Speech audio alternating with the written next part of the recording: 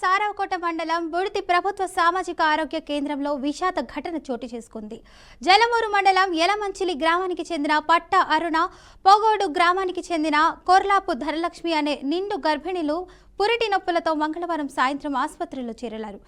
Delivery సమయంలో ఇద్దరు గర్భిణులు ఒకేసారి మృతి చెందారు. ఈ విషయాన్ని తెలుసుకున్న బంధువులు సారావకోట పోలీస్ స్టేషన్ ఎదుటకు చేరుకుని ఆందోళన చేపట్టారు. కేవలం వైద్యుల నిర్లక్ష్యమై గర్భిణులు మరణించడానికి కుటుంబ సభ్యులు ఆరోపించారు. తమకు న్యాయం చేయాలని డిమాండ్ చేశారు. బాధితుల ఫిర్యాదులతో పోలీసులు కేసు నమోదు చేసుకుని దర్యాప్తు చేపట్టారు.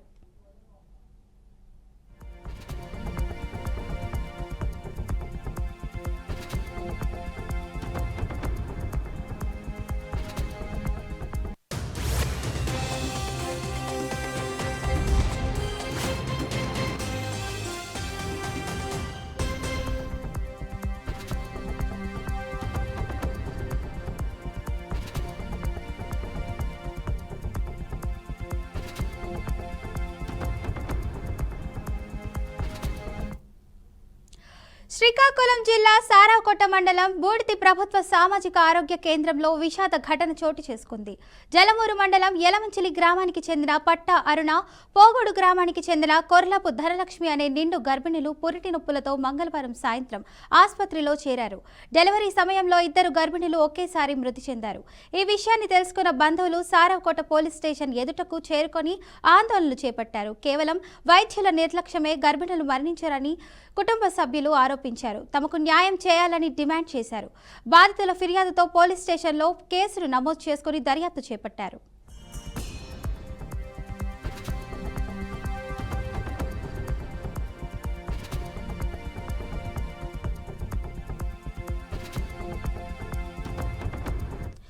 ఇక ఇదే అంశానికి సంబంధించి మా ప్రతినిధి గిరిబాబు అయితే అందిస్తారు లైవ్ ద్వారా. అయితే ఇప్పుడు శ్రీకాకుళం జిల్లా అయితే బుడితి ప్రాథమిక హాస్పిటల్ అయితే దారుణం చోటు చేసుకుందని కూడా మనం చెప్పుకోవచ్చు. చూసుకుంటే ఇక్కడ నిన్న సాయంత్రం అయితే ఒక ముగ్గురు గర్భిణులు అయితే ఆసుపత్రిలో చేర్చారు. అయితే ఇక్కడ జరుగుతుంది ఏంటంటే కొన్ని సామాజిక ఆసుపత్రుల్లో చాలా వరకు కూడాను ఈ గైనకాలజిస్టులు అక్కడ డబ్బుల కోసం ఆశపడి ఎక్కువగాను నార్మల్ డెలివరీ కంటే సిజర్లు చేస్తున్న వైనం అయితే కనబడుతుంది. ఇదే కోణంలో కూడాను నిన్నను అయితే ముగ్గురు చేరినప్పుడు కూడాను ఇద్దరికి సిజర్ని అయితే జరిగింది. చేసిన కొంత సమయానికే వారు కొంత ఇబ్బందుల పరిస్థితికి అయితే ఆ పేషెంట్లు అయితే వెళ్ళారని కూడా మనకి తెలుస్తుంది. అయితే కుటుంబ సభ్యులు చెప్తున్నారు. అయితే ఇక్కడ దారుణం ఏంటంటే రక్తస్రావం జరిగి ఇద్దరు మరణించారని కూడా తెలుస్తుంది. అయితే నిన్న రాత్రి అంతా కూడా కట్టుపుచ్చారు. అయితే బంధువులు అయితే నిజం తెలుసుకొని సారావకోట ఆ పోలీస్ స్టేషన్ దగ్గర అయితే ఉదయం 9 గంటల వరకు కూడాను వారంతా కూడాను ధర్నా నిర్వహించడం జరిగింది. అయితే ఈ కోణంలో చూసుకుంటే ఇక్కడ నరసనపేటలో అయితే దారుణం చోటు చేసుకుందని కూడా మనం చెప్పొచ్చు. నరసనపేట నియోజకవర్గంలో టీడీపీ ఎమ్మెల్యే ఉన్నప్పుడు కూడా మాజీ మంత్రి ధర్మాన కృష్ణదాసు హవాని ఇక్కడ కొనసాగుతుందంటూ కొట్టొచ్చినట్టు కనబడుతుంది. ఇక్కడ గ్రామస్తుల్ని బెదిరించి వారికి ఎవరైతే కృష్ణదాసు మాజీ పిఏ ఉన్నాడో మురళి అనే వ్యక్తి అయితే పోలీస్ స్టేషన్ కి చేరుకొని పోలీస్ స్టేషన్ లో వారికి భయభ్రాంతులకు గురి చేసి వాళ్ళకి గ్రామాలకి తిరిగి పంపించడం కూడా జరిగింది. దారుణం అని చెప్తున్నారు. వాళ్ళకి మేము 7 లక్షలు ఇస్తాము ఇద్దరికి కలిపి అంటూ కూడా చెప్పడం జరిగింది. అది ఒక దారుణం. అయితే ఇక ప్రాణాలు విలువను అయితే డబ్బుతో కొన్నారు. ఇంకా వైసీపీ పరిపాలన కొనసాగుతుందా అంటూ కూడా పలువురు అయితే ఆవేదన వ్యక్తం చేస్తున్న వైనం అయితే కనబడుతుంది. చూసుకుంటే యొక్క దారుణం అంటే పేదవారి జీవితము ఇంతేనా డబ్బులకు పడి ముడిపడి ఉంటుందా? ఆ వైద్యురాలు అసలు ఏ కోణంలో అయితే ఆపరేషన్ చేశారో తెలియని పరిస్థితి. చూసుకుంటే పూర్తిగా కూడా వైద్యురాలు నిర్లక్ష్యం అయితే ఎక్కువ కనబడుతుందని కూడా తెలుస్తుంది. వైద్యురాలు అయితే పూర్తిగా కూడా ఆపరేషన్ చేసిన తర్వాత సిబ్బందికి అప్పచెప్పి ఆవిడ శ్రీకాకుళం వెళ్ళిపోయిన పరిస్థితి అయితే కనబడుతుంది.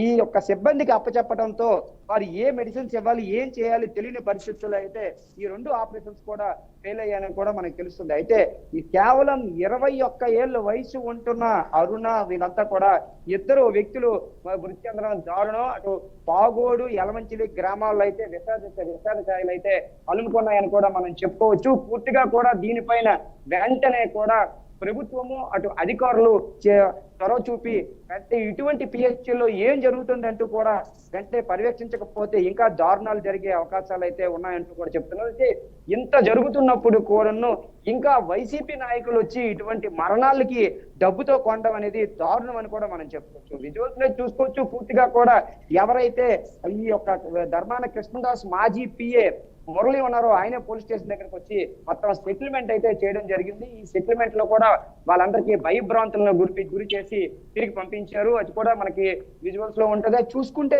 ఇక్కడ దారుణం ఏంటంటే ఆ మురళి పైన గత 6 నెలల క్రితము అవినీతి ఆరోపణ కింద ఆయన అరెస్ట్ అవ్వడం కూడా జరిగింది. ఆయన కూడా ఒక పిహెచ్సిలో పనిచేస్తున్న ఉద్యోగి. ఆ ఉద్యోగి దారుణమైన ఆస్తులు కలిగి ఉన్నాడంటూ ఆయనకి ఏసీపీ వారు అయితే అరెస్ట్ చేయడం జరిగింది. ఈ మధ్య కాలంలో బెయిల్లో కూడా రావడం జరిగింది. అటువంటి వ్యక్తి ఈ యొక్క నర్సన్నపేట నియోజకవర్గంలో హవా కొనసాగించడం దారుణం. ఇటు స్థానిక ఎమ్మెల్యే కూటమి ఎమ్మెల్యే ఏమైనట్టు అసలు కూటమి నాయకులకి పవర్ ఉన్నట్టా లేనట్టా అంటూ కూడా పెద విరుస్తున్న పరిస్థితి అయితే ఇక్కడ కనబడుతుంది. నర్సన్నపేట నియోజకవర్గంలో కనబడుతుంది.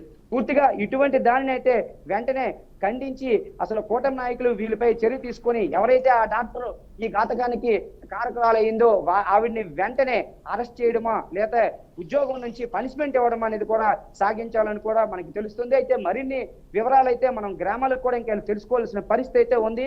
బీఆర్కే అయితే ఇటువంటి వ్యక్తులను అయితే విడిచిపెట్టే ప్రసక్తి లేదని కూడా అయితే మనకి తెలుస్తుంది. అయితే బీఆర్కే అయితే వారి ఏం బాధితులకి ఏం జరిగిందో ఎటువంటి అన్యాయం జరిగిందో కూడా బయట పెట్టే ప్రక్రియలో అయితే ఉంది. Right, thank you.